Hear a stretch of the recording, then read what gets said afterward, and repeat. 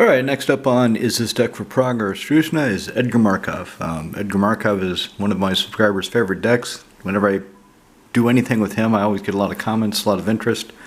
And let me say right off that he's not for Ostruzna, he's for Prague. And what I mean by that is Ostruzna is a faster paced, combo rich, competitive environment where people will, without any shame whatsoever, without any sort of remorse or guilt, say, yeah, I have Sanguine Bond, I'm going to go tutor for my Exquisite Blood to get the combo to kill you guys during my upkeep with a Laurel. And they just do shit like that. In Prague, they don't do shit like that, and they don't want to do shit like that, and I prefer the way of playing Prague, but it's nice to get that hardcore experience sometimes in Ostruzna. So what I started doing is going through my decks, deciding who is what, kind of confirming who is what. And Edgar Markov, the way I've built him, even though it's strong, even though he's got reasonable speed, and can take over games pretty quickly in Prague if he's left unchecked, if nobody stops me. In Ostruzna, his colors tell everybody right away, I don't have blue, I don't have counter spells. Yeah, I could have red Elemental Blast, Pyroblast, I could have Withering Boon, I could have Lapse of Certainty, something like that. But I probably don't, and even if I do, it's those kind of spells, those kind of counters are not going to be represented enough in the deck to for me to meaningfully draw, for them to have to worry about it. Especially at blue, and they can just counter whatever the hell I try to counter. You know, I red Elemental Blast. Okay, I counterspell that. Oh, great. Fuck me. So it's a bit hard for him to counter any sort of attempt to go for a combo. It's hard for him to break a combo up when it's threatened or when it's started to get going. But he is fast and pretty powerful. So let me show you some of the things I've got for him and show you why he's for Prague. First off, these are the tokens. So when I was building the deck, I built him right before Olivia's Wedding was released. Whatever the hell that set was called. Midnight Hunt, I guess. Anyway, so Olivia's Wedding. A few months before that set was built, realized that a friend of ours here in Prague, we had this guy that from Sweden, and he played Edgar. And I didn't build Edgar even for a year or two after he left because I still felt it's his deck. I didn't want to build his deck. And then one day it occurred to me, you know, he's really gone and we don't really talk about him much anymore. So people don't have and some new players have come in. We don't have the memories of Edgar Markov being his deck. So I'm going to build it. I'm going to fucking build my Edgar Markov because I've been putting it off for a long time. So I got the pieces about Edgar Markov. 3 months later, the price doubled because Olivia's Wedding was released. And in building the deck, I realized that because Edgar puts tokens, counters, he puts counters on the tokens. He doesn't put tokens on the fucking counters. Jesus Christ, get it right. Since he puts counters on all the vampires, including the tokens, it's going to be better if I have actual token cards. Normally I use dice. Normally I use something like that, and it's fine. It just creates a bit of a memory problem, which I solve by, okay, these are the goblin tokens made by this thing, so the goblin tokens will be by this thing. These are the soldier tokens made by that thing, so the soldier tokens will be by that thing. These are the cat tokens made by this thing, they will stay by the... So, are they cat tokens or goblin tokens? What are they next to? Okay, they're next to Adeline. Then there's soldier tokens. If they're soldier tokens, they're made by Adeline. If they're goblin tokens, that would be sitting next to the squee or the Krinko that made them. Just look at it. So anyway, to eliminate that, because I knew I'd be putting counters on these creatures and putting counters on dice, it's kind of a dicey proposition. I started looking at the tokens, and not only were they not cheap, they're about 50 euro cents to €1 each. Nobody had them in really great quantities. So if I needed, say, even 13, of 3 different types. Okay, so even if I could get all 13 from one seller, so that's €7 plus €3 for shipping. That's €10 for one type. And I wanted 1/1 vampires that Edgar makes, a lot of those because I'll be making a lot of them. I wanted 1/1 vampires that lifelink that Soren makes. And I wanted the 2/2 flying vampire that Bloodline Bastard makes. So Bloodline Bastard, he makes these 2/2 flyers. Soren something, it's not Lord of Innistrad, it's the other one that makes tokens. He makes 1/1 lifelink tokens, and then he needed a bunch of these. So I'm looking at, okay, €10 just to get 13 of these. And it wasn't €13, it was more, because only a few sellers had them for 50 cents each. And also, I wanted the tokens to be the same. I wanted them to be art I liked. I had some requirements, and nobody's able to really fill them at a price I wanted to pay, so I just made my own. I found this artist, Red Opium, online. He or she did this interesting, looks like a vampire chick. I used Magic Set Editor for the frame, text, power toughness. So Magic Set Editor, it's really neat. You just click on the frame, you put in the text, and it's all there for you. It's a pure template. You double click, you go find the picture that you've got saved, and it draws a picture, and you can move the picture around so you can center it the way you want. It's pretty cool. And then to actually make the tokens, what I did is I took a bunch of junk commons and sanded down the front. That was the pain in the ass part, sanding down over 30 cards, 30 commons, in order to reduce the thickness. I wanted to reduce the thickness in order to compensate for the thickness of the paper that I was gluing to the face of it. So after I did that, glued these to the sandy cards, and then just take a black Sharpie and go around it, ink the borders so it looks black. So anyway, that's how I made my tokens. This is Baofam. Sounds like a Vietnamese name to me. I didn't look up any of these artists, but I did properly credit them as much as I could find. Anna Steinbauer, she's well known. She's an accepted artist. I thought that was pretty cool for the Flying Vampire. The reason I don't have, and I'll talk about this as I go through Edgar, the reason I don't have any of the vampire, like search for Escanto, I think it's called, or Escanto the Last Fort. The reason I don't have that is because I don't have the tokens for 1/1 white vampires, and I don't feel like making them. So that's why those cards are not in the deck. They'd be good, I just don't feel like making the tokens. Anyway, so let's go through and we'll just touch on some of the highlights of Edgar. Something I wanted to put in actually is Rakdos Joins Up. Rakdos Joins Up is a 5 mana enchantment, 3 colorless, 1 black, 1 red. Comes into play, return a creature from your graveyard to play, put 2 +1/+1 encounters on it. Whenever a legendary creature controlled dies, Rakdos Joins Up, the enchantment does damage to target opponent equal to that legendary creature's power, I think it is. Anyway, part of this is I'll be going through and seeing if there's anything that I would want to take out to include Rakdos Joins Up. Edgar Markov has a dozen legendary creatures under his command. He himself is legendary, and yeah, sometimes things die. So Rakdos Joins Up should be pretty good in this deck. So let's see if there's anything I can take out for it, and then I'll just touch on the highlights of the deck. So land. Whenever something dies, counters on my vampires, land. This is just so I have an early vampire. Some of the vampires are not that good. They're there mainly so in the first few turns I've got something to do and I could start building my army and smashing people in the face.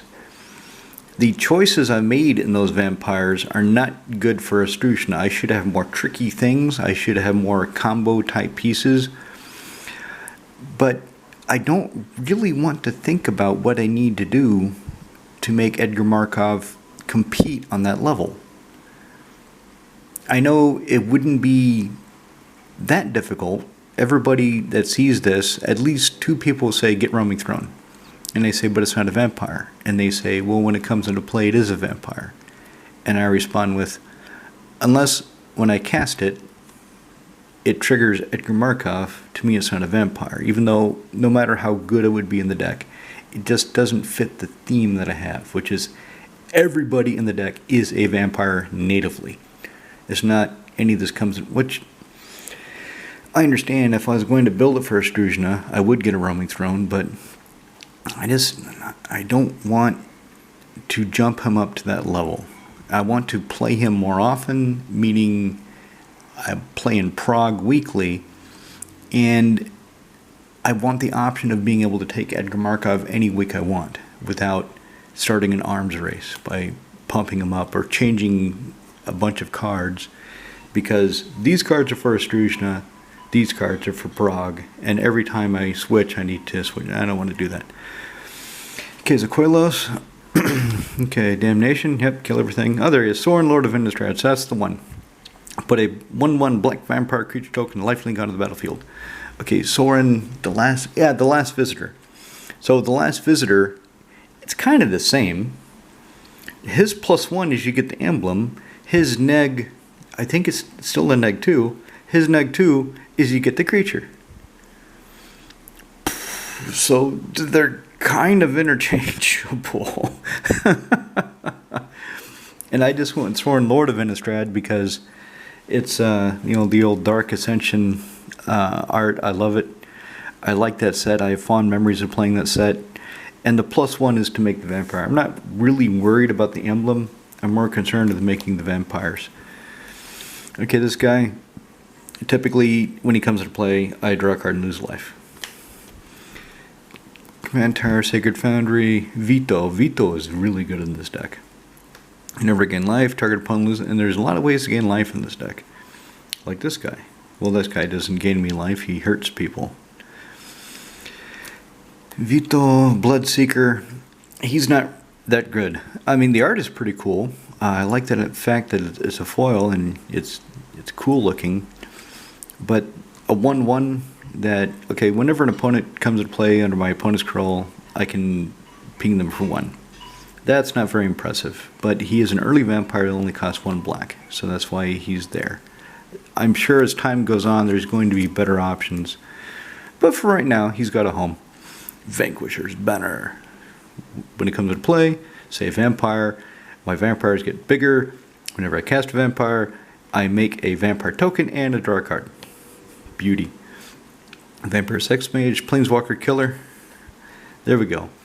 Malakir Blood, she is a junk rare. She is worth nothing. Even in foil, she has almost 0 monetary value. But in this deck, my god, comes into play. If I've got 10 vampires, each opponent loses 10 life, and I gain 10 per opponent that loses. Yeah, she's pretty fucking cool. Legion Lieutenant, okay, he just makes my other vampires bigger, comes out early. Phyrexian Tower, I keep thinking maybe I should take the tower out and give it to Corvold. Corvold wants a tower, but they just reprinted it in Commander Horizons 3. So I think I'll get that version because it has different art, and I'll leave Edgar this one. Because in a pinch, I should have, every time I cast a vampire, I get a token. So if I need to, if I need that extra black, I can sacrifice a token, typically. Okay, War Leader's Call. This is a new card I put in here about a month ago. Haven't seen it in play yet, but since, every time I cast a vampire, I get 2 for the price of 1. That's 2 pings, so it's as good as a Perforos with a pump to all my creatures. Of course, it's not indestructible, but you can't have everything. Kalitas, Traitor of Get. Excuse me. So he's relatively early, 4. Comes down, exiles my opponent's creatures that would die. I've never used the sacrifice, another vampire zombie ability. Never.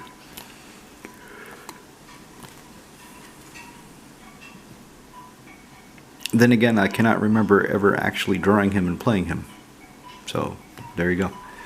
Mars Flats, Mount on Indulgent Aristocrat, another early vampire. So you can see I have a good suite of vampires that cost 3 and less. But since that's not my focus, and that would need to be my focus in Ostruzna, just speed, dump my deck, smash face as quickly as possible. But I don't want to do that. I want to play some cool vampires. I want to play some things that are neat and fun, not pure efficiency. I want, style.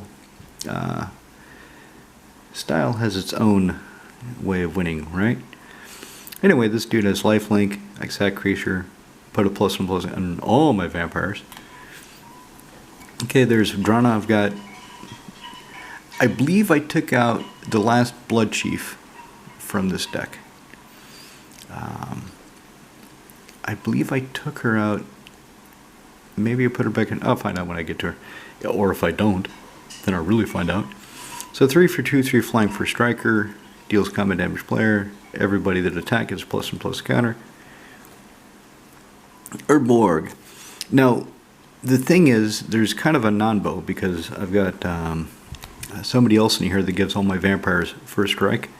So if everybody has first strike, then they all get the +1/+1 after the first strike damage. If she hits first, then she triggers. She does not get the +1/+1 because she's no longer attacking. She's dealt her damage. Everybody coming in after her that does not have first strike, then they get the +1/+1 and then they connect. So they hit that much harder. That's pretty cool. Yeah, Blood Artist. Terribly original, I know. Vora Stronghold, the seed of a world's evil. Emerson Predator. I don't know. I don't know if any of the fast Edgar decks played this guy or not. I like him. I just think he's cool. I haven't had him play that I can recall, but I just like the idea of it. Marry the Curse, same thing. Flying first strike haste. I imagine some of the faster Edgars do play her because of the haste, but I don't know. Blade of the Blood Chief. Blood Crypt. One time with Cube, I needed to cast Damnation, needed to kill everything. So I cast Obsidian's Aid, knowing damn well he had a counter in his hand, and he would counter it because he didn't want anything coming back out of my graveyard because I had some big beef in there. So I cast Obsidian's Aid. He countered it. And then I cast Damnation, wiped the board, won the game, smashed his face. Yay, Cube. Vampire Nighthawk. What's the other one? Scavenger. I don't have the Scavenger in here. I have one copy. And yeah, it would be on theme in here. And yeah, he would be good in here. But Hirobi needs him more. So Hirobi gets the Scavenger. Edgar gets the Nighthawk. That's just the way it works. These guys are pretty cool. I actually had them in play last time I played Edgar, and it was funny. Vampire Control dies. Pay 1 life. Pay 2 life. 2 life, sorry. Draw a card. Bishop Rebirth. Bring stuff back. Falcon Wrath Noble. It's just a bigger flying Blood Artist. That's all it is. That costs more. So, I don't see anything really yet that I would want to take out for Rakdos Joins Up. But I am enjoying looking at the decking. I love the art. I love the art of Magic. I love the cards. I like looking at them sometimes. Like this. This is pretty cool art. As I try to get the glare and the shininess and the reflection of me out of it. So every non-vampire creature gets neg-X, neg-X. It pretty much kills a lot of things. There he is, Bloodline Keeper. So he makes that 2/2 flyer. Whether or not he's flipped into Lord of Lineage. 2/2 black vampire creature token flying onto the battlefield. Transform Bloodline Keeper. Only if you have 5 more vampires, which is not that hard in Edgar. This is something new too. This is something that I'm really curious how it's going to actually work because of this activated abilities. Okay, my opponents can't use their creature abilities, but they, Drana and Vala, they get all those abilities. They can't be activated. So, say Cube is running his Tribal 1 point of damage deck. and he's got Prodigal Sorcerer. Well, he can't use that ability, but Rhino Vala can help him for 1 point of damage. Or, oh, what else? What else is, what else do these lads play that is a good activated ability? I don't. Nothing comes to mind right now immediately. I know there is. I know there's a lot, but yeah, I expect them to be really funny. Expedition map. Whatever half of the Urborg, Gamal, and Gamal coffers convoy missing, that'll find it. Talisman of Hierarchy. Tithes. Go find a plains. I was running Gift of Estates for a while. I was running Gift of Estates, but that sorcery speed and the restriction on planes, it wasn't as good as Tithe, because my opponent has to have more lands than me for Gift of Estates to be good. Tithe, at least you get one at instant speed, and if somebody else has more, then you get the additional. So Tithe it is. Nerkanda Revenant, double my swamps. I can pump it up, make it bigger. Nice foil, the mountain, Mortifi. So this is a way of taking out a combo mid-stride, but as you've noticed, this is the first instant piece of destruction I've come across that can hit an enchantment or an artifact, which is typically something people have for a combo. So, as with the aforementioned Sanguine Bond Exquisite Blood combo, if I know Jimmy is searching up for whatever half is missing and he's got the other half in play, I can destroy it, destroy the other half. But, since it's a Loro, he's got blue, so I've got to time it and play around Counterspell. And Edgar just isn't, well, I just described an incident where I played around a Counterspell pretty effectively, so it's just a matter of doing it. Yep, he's got all three of his duels. He's got the trifecta. Bloodline Necromancer comes into play. I can return a vampire wizard creature from graveyard to the battlefield. Yep. The wizard doesn't really matter because everybody's a vampire, including Vedmir, Vampire Cowboy. Whenever you commit them there crimes, you put a +1/+1 counter Vedmir, Vampire Cowboy. As long as this some bitch has 4 more +1/+1 counters on him, he's got menace and lifelink. He's a bad dude. I like him. I like Vedmir. I think he's pretty cool. He comes out early, and he can get bigger and smash. But financially, this is the foil, and this is what really gets me. So when I was opening up Thunder Junction at the mass event that my LGS had, I realized the boxes say every pack has a foil, and I thought, wow, that's a far cry from every case has a foil from 20 years ago to every box has 3 or 4 foils from about 10 years ago. Now every fucking pack has a foil, which means he's got no financial value. The non-foil and the foil prices at my LGS are the same for a whole barrage of cards. He's 19 crowns in foil, he's 19 crowns in non-foil. So you might as well get the foil, unless you don't like them. But he's cool. He comes in early. Mythos of Snapdax. So another sweeper. Except I'm going to choose for everybody. I will pay 2, 1 white, 1 black, 1 red.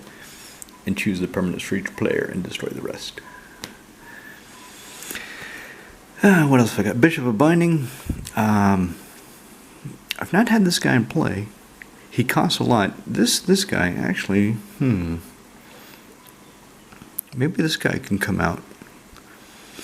Maybe this guy should come out for Rakdos Joins Up. Okay, he costs 4, Rakdos Joins Up costs 1 more, has to bring something back out of the graveyard. He exiles it until it goes away. He's only a 1/1. He will get bigger with Edgar, that's for damn sure.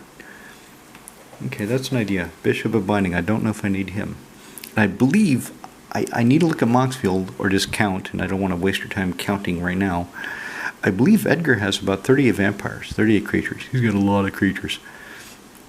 Okay, my sniper, So he doesn't have to do combat damage to player. He just has to sit around for Edgar to start attacking, and then he'll get his counters, and he can start killing things. Badlands. Plains, High Market, Butcher Malakir. Okay. Crowd Control. Markov Baron. This is something new, something... So, whenever you cast another vampire spell, so doesn't resolve, cast. Where was I going with this? I don't know. Anyway, this guy's pretty cool. So, if I've cast an early vampire and the token, so let's say I cast, I don't know, Indulgent Aristocrat. And so then I've got 2 vampires, so the following turn I can follow up with this guy immediately, and then I've still got the mana because of the Convoke. I can tap the 2 vampires, and then I've got the mana to cast something else. So he comes up pretty damn quick. Or he should. Ruthless Lawbringer. This is something the genie gave me. And my battery's going to die. God damn it. Alright, so the battery's going to die. I had to swatch batteries when I'm talking about this here Ruthless Lawbringer.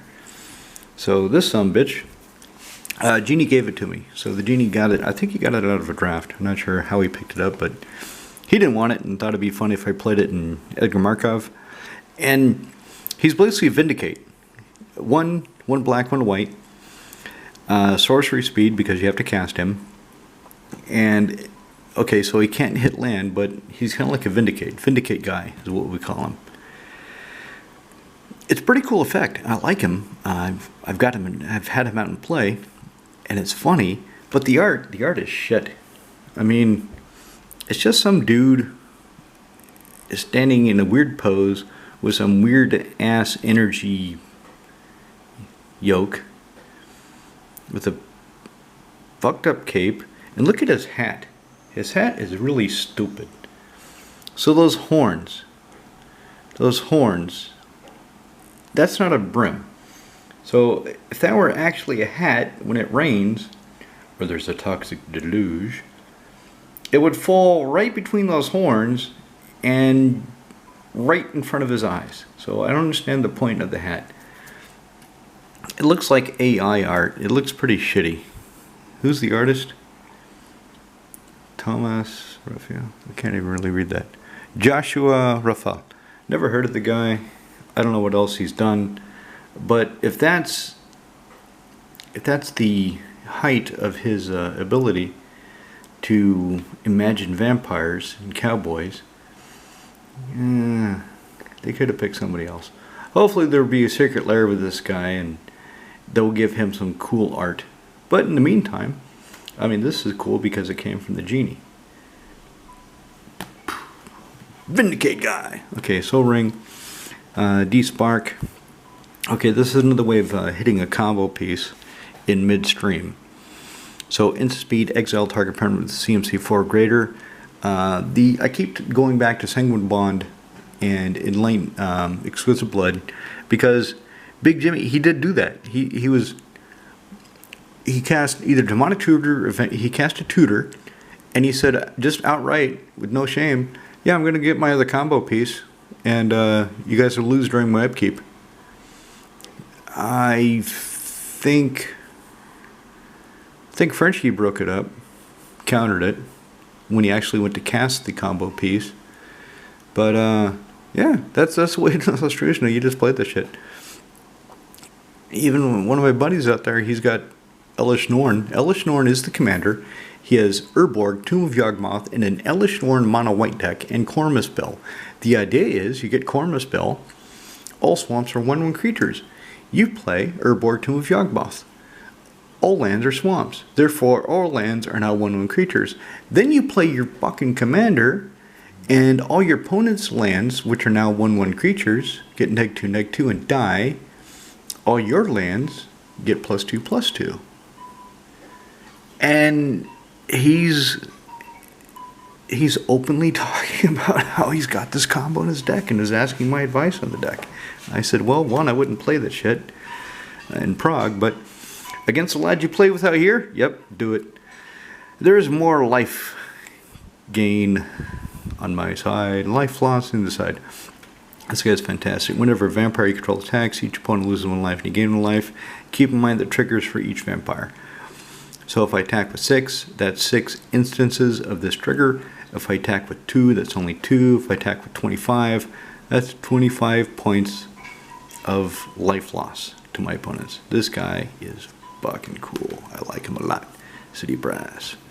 Ghost Way. Okay. So I have a couple ways in here of protecting my team.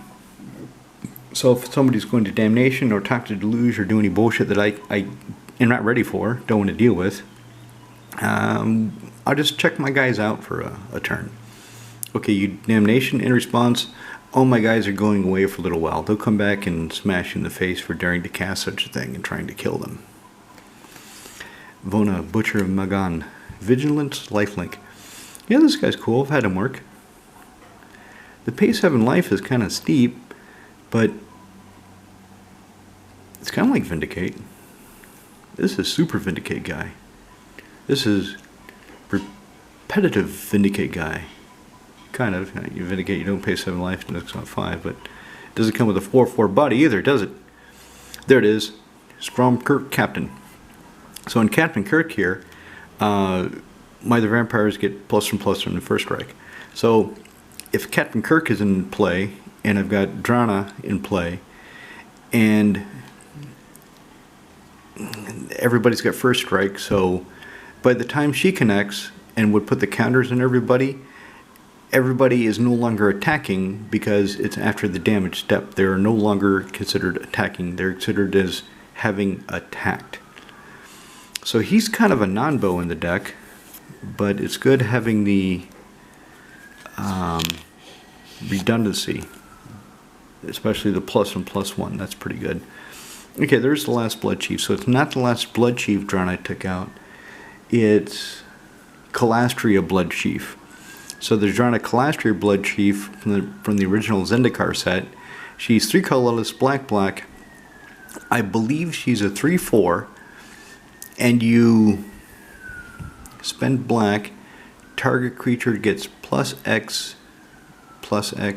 It's either ++ or neg, or it's +neg the way Chatterfang is. I forget exactly how that's worded, but if I see her, I'll point out it and tell you. So anyway, she, the last Blood Chief, costs 5. Why do I have her in here? Whenever she attacks... Oh yeah, because I get stuff back. So defending player chooses a non-legendary creature card, and I get it back with a +1/+1 counter on it. And oddly enough, it's a vampire, which it's going to be a vampire anyway, so it doesn't really matter. Vampire of the Dire Moon. She's expensive. She's like €5 in foil for an uncommon. I was shocked when I went to go buy her. I was like, €5? Ah! She's only got 1 printing. Ah, son of a bitch. Wizard, you're overprinting like mad all this other junk. Why can't you overprint a little bit of the good stuff that we need? Yeah, screws. Cabal Coffers. Arid Mesa. Alright, now we're in for the home stretch, and then I can get this posted, and all of you can take a look at Edgar. The deck hasn't changed for a little while. Like I said at the beginning, I am still looking at putting in Rakdos joins up. Not really sure what I'm going to take out, but I'm open to suggestions, because some of you lads, you've got some great ideas. I'm going to be changing Azami because, who was it? Was it Connor? I don't think it, maybe, or Izzy Schemy? I think it was Connor or Izzy Schemy that said I should take out the archetype of imagination from Azami because I have Deep Channel Mentor in there now. So I don't really need the archetype, and the archetype is an enchantment, so it's easy to destroy. And they're right. And then Regiment Joker said instead of Deep Channel Mentor, I should put in Sun Quan, Lord of Wu. Well, Sun Quan, Lord of Wu, right now is in Edric, Spy Master of Trest. And if I can do the effect with a different card in each deck, then that's what I want to do. There are some effects that incredibly hard to duplicate to the same degree of efficiency. That's why almost all of my green decks have an Eternal Witness. That's why almost all of my black decks have a Voros Stronghold. That's why almost all of my, let me think of another example, my green decks, again, have Yavimaya Hollow. It's because that's the most efficient thing in the class. That's the best thing to do. Or I've got at least, at minimum, and I probably have 4 blue decks that have Tezzeret the Seeker, because he's just so good at what he does. When it comes to Deep Channel Mentor, Archetype of Imagination, and Sun Quan, Lord of Wu, Sun Quan and Deep Channel Mentor kind of occupy the same space. Deep Channel Mentor is better than Azami because the Merfolk card type could be, creature type could be relevant in some instances. Sun Quan, his creature types are not relevant in that deck at all. He's not a wizard, he's not a merfolk. Yeah, if I get Mask with Nexus, it's all relevant, but barring that, this natively, it's not 100% relevant. So my Sun Quan, I don't really want to get another copy and duplicate the same card when I've got something else that does the same thing effectively. We'll stay with Edric, because giving all my creatures horsemanship is important in that deck because I've got green creatures too. So if my green and blue creatures have horsemanship, that's much better than giving my creatures blue creatures unblockable. Azami, because everybody except for Adaptive Automaton is blue, Deep Channel Mentor is better. Yes, if I had Sun Quan, giving everybody horsemanship would effectively be the same, but Deep Channel Mentor, I have a foil copy. He's got a relevant creature type, sometimes relevant. Makes everything just flat out unblockable. So if my opponents randomly have horsemanship, which is highly, highly unlikely, but could happen, they're getting through.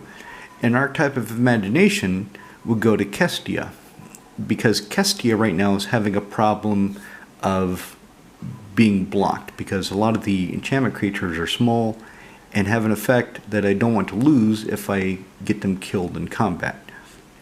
So that's where I am on duplicating cards amongst my decks.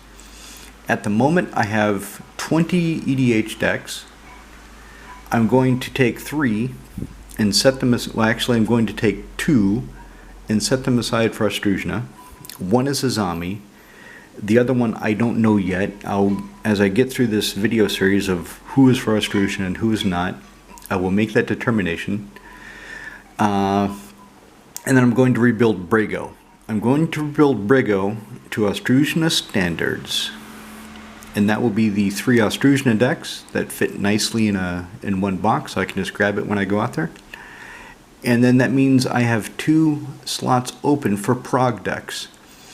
I'm thinking right now I will rebuild my Black-White Tokens deck, my Black-White Cleric deck, under Teysa, Orzhov Scion. I'm thinking that right now. But I'm open to ideas of which. Anyway, let's get back to vampires, all right? Twilight Prophet. She's really good. Light card draw. And fantastic at it. Olivia Voldaren. She's just funny. I doubt any of the high-speed Edgars play her. She's slow. She costs a lot of mana to activate. She's mana-intensive. But she's just funny. And she's pretty cool. Pretty shiny. She's all dictative verbose. Yep. If you kill my stuff, you kill stuff too, homie. I'm calling for equity. Blistering Mar. Vampiric Tutor. Whenever I see this art, I mean, look at his eyes. Look at he's intense. He's staring into your soul. And he's saying, you are going to pay me. If you renege on our deal, you will not like what I do to you. He's saying something like that. He could work for Chase Manhattan. You know, he could work for some big bank. He could be a Rothschild. Who knows? Crazy bastard. Swamp. Summit. Plains. Ricochet. Whenever a vampire you control punches somebody in the face, it gets a counter. Elixir Immortality. This is here to save my graveyard. This is here to kind of sit around.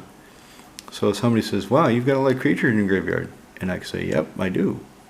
Well, I'm going to exile it. And I can say, nope, you're not. That's why this is here. Isolated Chapel. Bonder's Enclave. Another way of light card draw.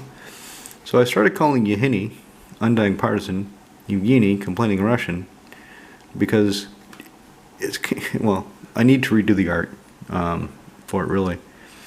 But Evgeny and I, we always get into discussions about the cards, play style, because we both love the game. We both are very invested in the game.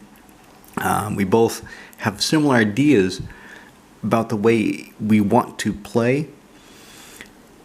And we're very emotional and invested in discussing the differences in the way we see the games that we want to play. It gets pretty funny sometimes. Especially with Cube, he's like, I don't care, I just want to play my Eldrazi and Poison and fuck with you guys. So he doesn't really care about the finer points.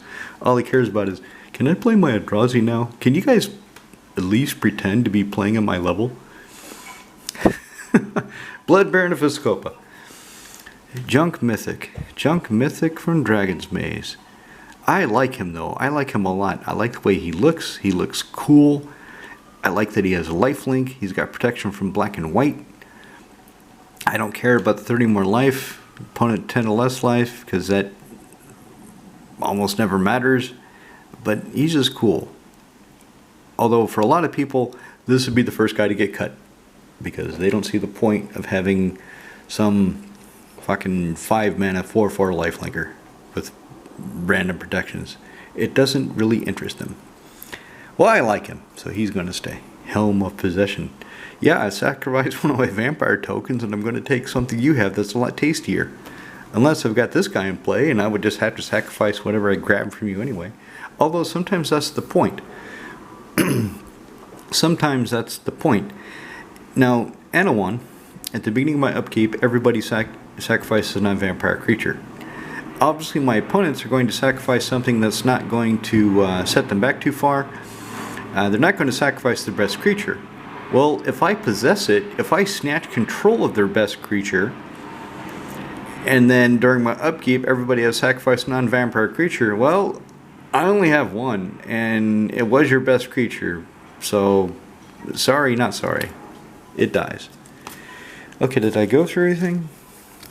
Yeah, I showed all this. So pretty though.